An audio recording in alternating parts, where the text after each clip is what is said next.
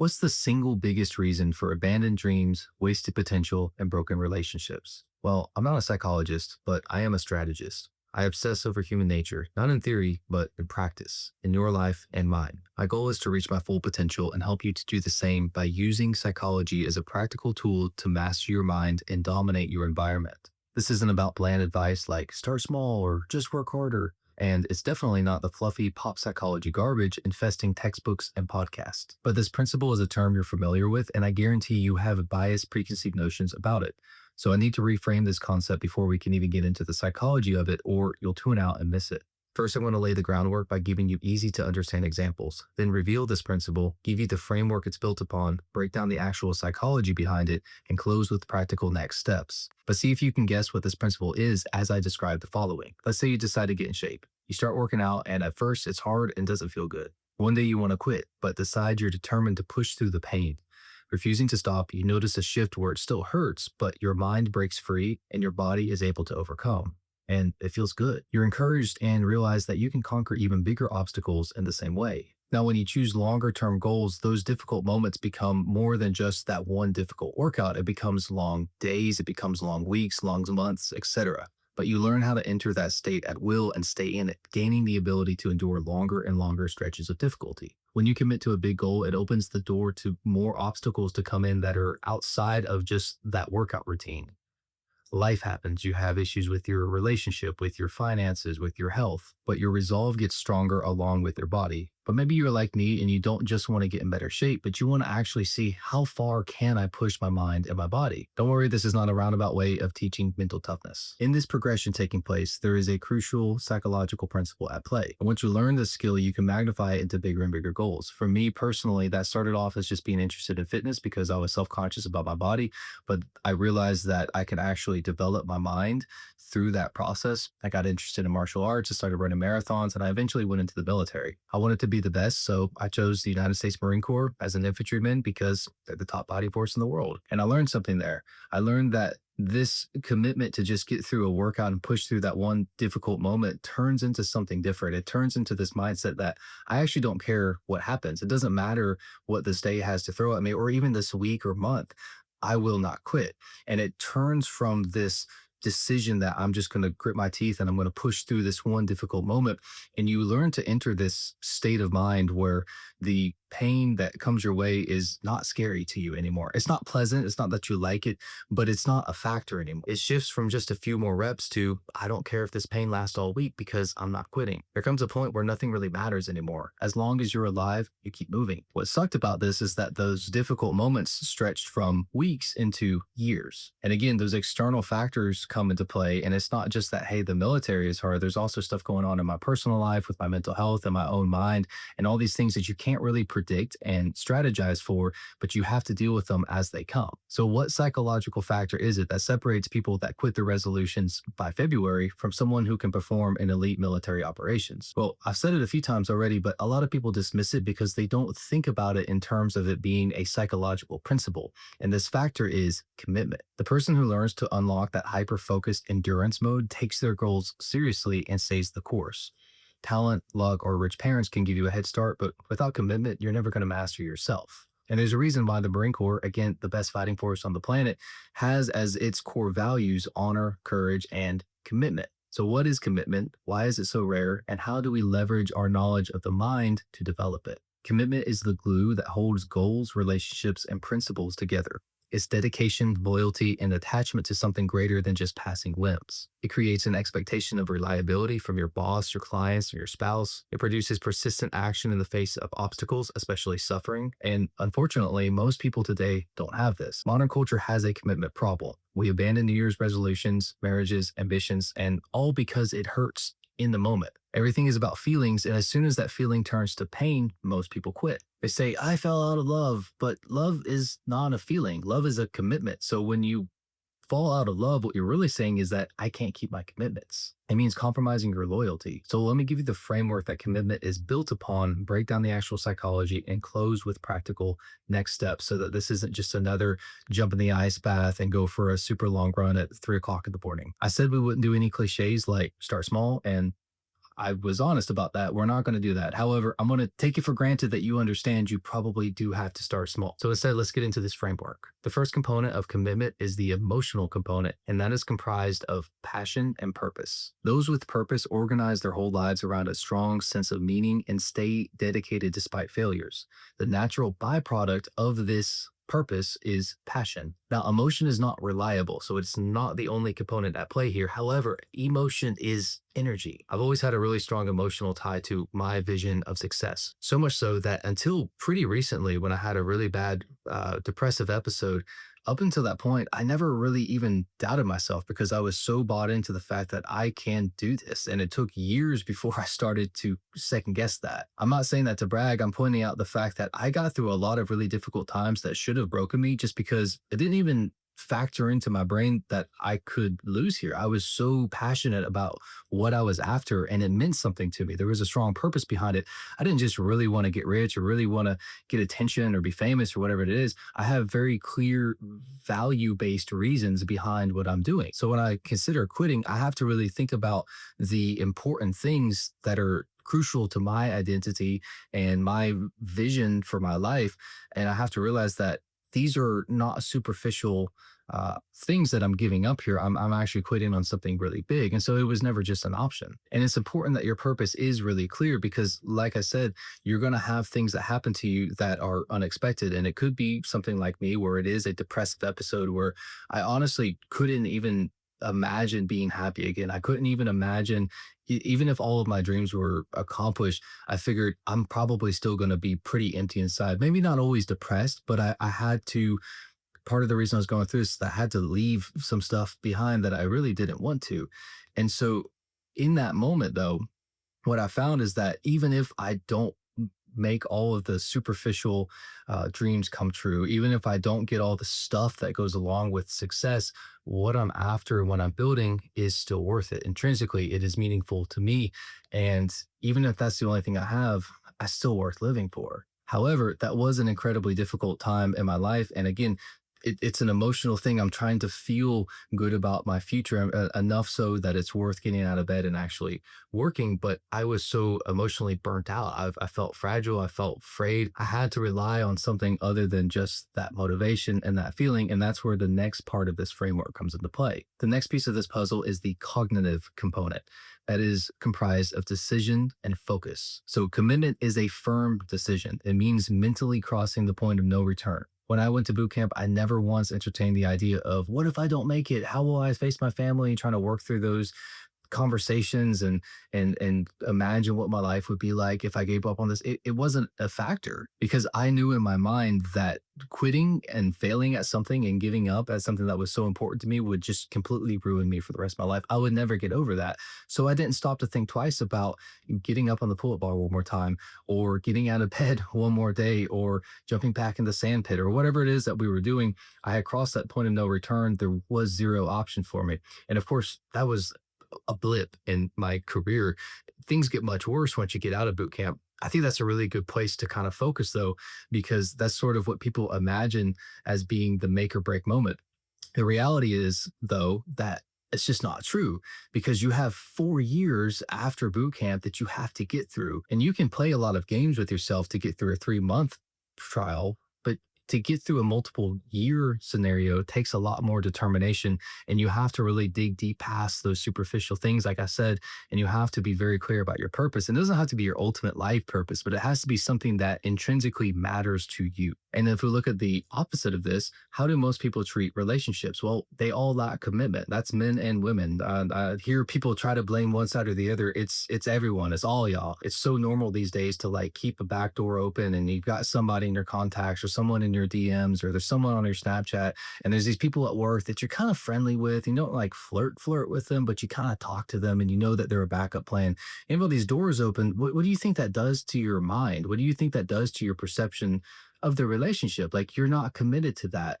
And to sit there and demand that the other person is at fault for not committing to you when you're opening up all of these opportunities for sabotage from God knows who, that's not a realistic situation to want to put yourself in. If you're trying to decide who am I going to commit to, Is it someone who won't commit to me back? Well, of course not. So we get stuck in this vicious cycle where everyone's blaming each other. But at the end of the day, you can't fix anyone except for yourself. You have to look inside of you and decide, okay, maybe I can't find the person that's worth committing to. However, that doesn't mean that I need to be keeping this back door open, that I need to be also exploring all these other options. I need to get very clear, what exactly do I want? Who do I want to be with?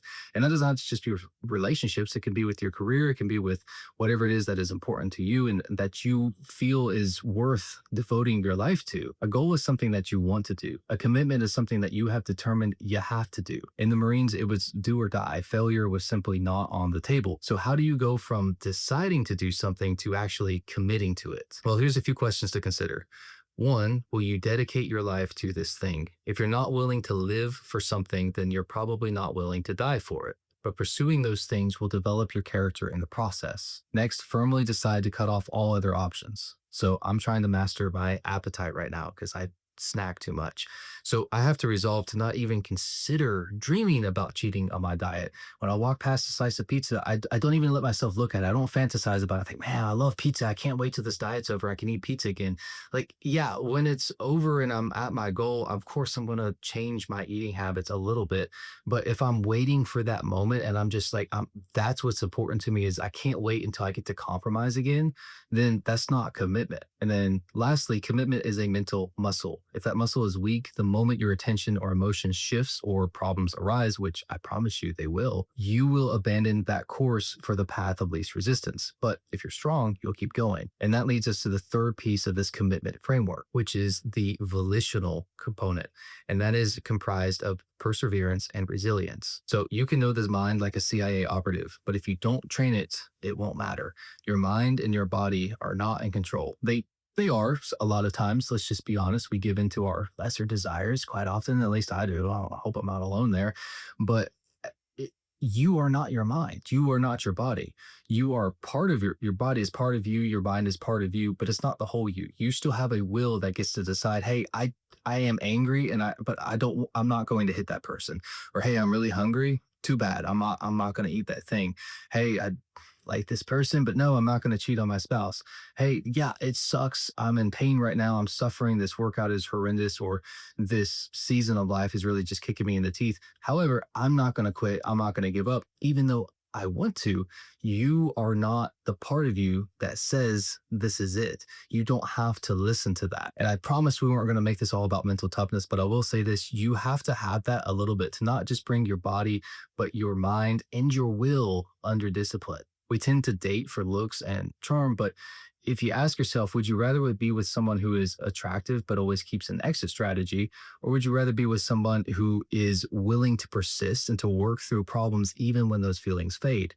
And a better question to ask yourself is, what kind of person do you want to be? When the emotional and cognitive commitment come under the authority of the will, you develop a rare trait called resolve. And in a world obsessed with visible success, especially material success, becoming someone of strong character will do worlds to set you apart because you won't be playing the same game as everyone else. Everyone else will be trying to chase after the next big thing and figure out, how do I make people like me? How do I do this? Like, you don't have to worry about a lot of those things because you have a framework of character that is going to both sustain you and also guide you through all of those decisions and through all of those hard moments. And if you want to learn about that concept in depth and how you can develop your character and why you should develop your character in order to be successful, I have a book on that. But anyway, having this framework lets you quickly adjust when your commitment is tested. When you want to quit, review each component. Do I want it badly enough, or do I need to stoke this fire of my passion? So for example, when I was going through this depressive episode, I still wanted to be successful, but the emotional component was completely shot. So the first thing to ask is, okay, can I motivate myself? Can I boost that component of my commitment to this mission? And in my case, unfortunately, the answer was no. Now, that's the first time it's ever been no. I've always been able to hype myself up. This was just too much. And so what I had to do was learn to fall back on the other two components. I had to discipline my mind and I had to exercise my will. And of course, you do either of those things and they kind of go hand in hand. And when I say training my mind, I don't mean ice baths and waking up at unreasonable hours to do things that I am probably not going to do anyway, that don't actually move the needle forward and make me more successful, but just are something cool to share on social media because that's what everyone is doing instead of actually just fucking working on their projects that they have in front of them. So for me, I realized that, hey, the emotional side of me is shot, but I can make my mind stronger. And I'm not talking about in the gym. I needed to learn to think differently. So I started training my mind to think more strategically. I started studying strategy more. I started studying history more. And that may not apply to you, but you can find something that will work in the same way that, hey, look, I don't know what to do. I'm completely stuck. But if I can learn to think differently, if I can learn to find new solutions to this, or if to develop new tools and new approaches, new strategies, maybe I can figure something else out. And the thing is that when you start working on something and you make any progress, you gain momentum. The act of working on that one thing and having the discipline to push through it, even though I don't feel like doing it, trains your will. So find something that you can latch onto that will do something to help you, that will improve your resolve, your dedication, the way that you think about things, the act of actually forcing your mind and body into subjection of the spirit and the will, whatever it is that you have to do. So that's the operating system. Emotional attachment to a vision, a decision to exclude other options, including failure, and the habit of consistent effort, especially in the face of pain. Most people stop once the emotion wears off. Some go further to understand the mind, but few keep their grip once things get intense. So now we'll get into the actual psychology. What happens in your brain when you commit? One major player is the ventromedial prefrontal cortex, a region of your brain associated with emotional regulation, decision making, and social cognition. When it realizes that you're committed to something, it begins filtering out everything that's not connected with your goal and intensifying focus. So it's not just willpower. It makes you biased for success by taking everything else off the table so you don't even have to think about it or struggle with it. The more you train these neural pathways, the more your goals become automated. Then there's dopamine, which is responsible for making the act of seeking and striving fun and pleasurable. Guess what happens when your brain is bombarded by a culture dedicated to hacking your dopamine? You don't have to pursue greatness anymore because you feel good now through constant doom scrolling, drugs, adult content, and ego validating podcasts. And if you're stuck in that, you'll have to start by committing to getting your dopamine through effort and not programming. When you commit to a meaningful goal, your brain starts to treat milestones and hard earned gains as intrinsically rewarding, meaning you embrace the struggle and even start to enjoy it. This generates momentum and associates the abstract dream with tangible progress. This creates a positive feedback loop, and breaking it causes regret, which your brain registers as pain. Hence the phrase, you can choose the pain of discipline or the pain of regret. Healthy commitment doesn't make you unable to learn either. You may realize that you've committed to the wrong thing. It happens to the best of us. And at that point, it is wise to shift your goals, but still apply the trait of commitment, which is hopefully now more developed. That's probably not the issue though, because most people don't have the problem of overcommitment, but the problem of overthinking. And just off of that, we know that the brain has the capacity to become a goal crushing machine. So, what are some practical ways to actually accomplish this? Well, first up, let's forge an identity and purpose around your goal. A recent commitment to getting down to 10% body fat is not driven by vanity or insecurity, although I'm not saying that it won't also help with those things. A goal can do two things. Okay, guys, calm down. But the thing is that I'm using those as emotional leverage with diet and goal setting strategies as the cognitive side. But the real reason I got serious about this is because at my core, I see myself as a warrior. And this is a battle on the path to self mastery. And I've let myself slip a little bit. I put on a little bit of weight, and I see that as an opportunity to develop myself again. And if I don't do that, I see it as a failure because I have started to slowly compromise my view of who I am and what I can do. However, that vanity metric is not inherently totally wrong. I'm not saying vanity is good, but it is okay to start with a superficial goal. Like, I just want to look better. I just want to feel better. That's fine, because pursuing that superficial goal a lot of times is what gives us the momentum to get started. And then once we get into something like fitness or martial arts or writing, music, whatever it is, those things, as you develop the skills, you start to appreciate them for what they are, and you start to realize that you're learning other things that are maybe more valuable than changing your appearance, but they start to give you intangible and maybe even tangible skills that improve your life And maybe they're just fun. And you decide that I don't want to just do this because I want a specific thing about it. I want to become good at this. I want this to be a part of who I am because it can help me and I enjoy it. The real objective is a lifelong journey of who you become. Looking good on the beach isn't enough motivation to keep me from eating pizza. I like it too much, but conquering a bad habit that's controlled so much of my life develops me as a strategist because I can learn to approach this problem as a strategist. It makes me think more clearly, it strengthens my mind, and it builds momentum and confidence. The military was always a way to become that person. I embraced the mental conditioning in boot camp because I was scared that I wasn't strong enough on my own. I wanted to be reprogrammed. I wanted to get better. This identity crafting is deeply connected to purpose. It doesn't have to be your ultimate purpose. Like I said, just find something that gives you some, and pursuing it will lead to bigger and more meaningful things. Like I said, you can start with a superficial thing. And then as you develop as a person, those goals get deeper and they get more focused and they get more real, honestly. Next up, understand that procrastination is the antithesis of commitment. There's tons of goofy advice from half brain dead influencers pushing trash content on how to overcome procrastination. But honestly, you just need to manufacture urgency in your mind. We all procrastinate until we have to do the thing. So just spend some time reflecting on how likely it is that you won't make it. Not to fall into despair, but to recognize that the odds are stacked against you, and the only way to turn the tide is through consistent, decisive action. Next up, understand the value of suffering. I've heard that short term success is a curse, but it's only been recently that I've started to actually see how true this is. We like to think we'll do more when things are easy, but the truth is that pain is the best teacher. When success comes easily, you just don't develop the character to make things happen. I used to be jealous of people who had the golden touch. They were more charismatic, more attractive, or more intelligent than me, but I'm almost 30 and just now starting to see their lives start to play out a bit.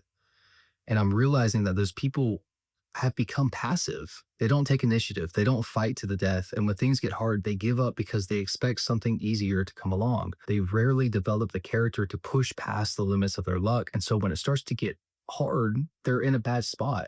When that luck starts to fade, because it does, especially if it's based around looks or something like that, it's a really bad place to be in. And they don't know what to do. And you would think that they would figure it out, but they don't. Guess who they come and ask for help? So when things get hard, understand that this will help you in the long run. And it's okay if you don't feel like that right now. I'm not being dismissive of your situation. I get it. It's so hard to be in a desperately painful spot and have someone say, this will be good for you. Don't worry, it'll all work out in the end. Like, I understand how frustrating that is. But if you can mentally consent to the idea that making this something good is a possibility. And if it is a possibility, it's a necessity. So the West may have a commitment problem, but you do not have to be a part of it. By applying what we've talked about today, you can become the kind of person who is unstoppable. And that's the most important psychology hack of all, to be honest, to convince yourself fundamentally that I am 100% all the way in. I will succeed or die trying. And there is no other option. Failure is not on the table. And once you reach that point, nothing can phase you. And as the research and examples that I've given here show, your brain will reconfigure itself to support your mission. So what starts out as just, I'm going to the gym and I'm getting into shape, that will develop a habit and it will develop a certain way of thinking that as it progresses and grows, it turns into commitment, which is something that your brain is locked in on, and it's something that it doesn't even start to waver on. And it will if you let it. But the more serious you are about training yourself to not allow those distractions in, to not allow those negative thoughts to take root, especially not in your actions, your brain is a machine. It will do what you tell it to. And it's kind of a crappy machine sometimes. It's kind of like trying to type into an AI bot, and it's like sometimes it's great and sometimes it's absolute trash. And you're like, what is going on here? Because there's factors that you can't see. And it's a lifelong process of chipping away at everything that doesn't belong and that takes you off course, and getting rid of the things that distract you and just getting more and more locked in on the things that are actually important. And that teaches us something vital, that growth in fitness, business, art, etc., is really just a vehicle for personal growth. It's not about what you get out of those things in and of themselves. Sometimes you do need the things that come from that for sure. But at the same time, it's about who you become in the process, because the conditioning and the processing that you go through in order to achieve any goal, let's say you want to run a marathon, the physical conditioning is one thing, right? But the way that you learn to persevere, the way that you get into this habit of not quitting is something that most people just don't freaking do. And if you can get good at this one thing, at learning to commit to the right things and to stay locked in and focused on them for long enough, you're going to set yourself apart, no problem. So, whatever it is that you're working on, just understand that these things are territorial battles and a greater war over your character, which at the end of the day is what makes it all work. Share this with somebody who has big dreams and needs to hear it. And if you find value in my work, be sure to follow me across platforms. I'm on YouTube, Instagram, and Spotify primarily. But thank you guys so much for listening. I appreciate your time. Good luck.